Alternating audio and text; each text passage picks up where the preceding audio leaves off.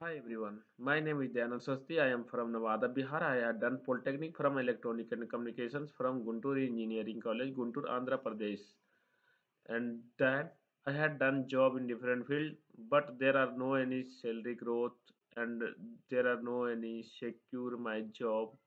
Then I got to know about Evision Technosoft through my friends, and then I have joined the 45 days of internship on Evision Technosoft, and then I got to know about CCNA, Windows, virtualization, basic networking, and Linux, Ubuntu, like this so many things.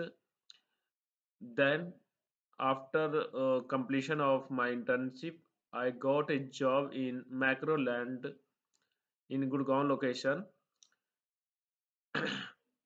on a good package, and my package is 2.88 lakh per year.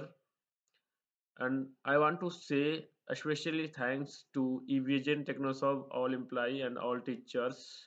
They had support and cooperate with me, and they had teach me, uh, and thanks thank you so much to all Evision Technosoft employee and teacher. That's all.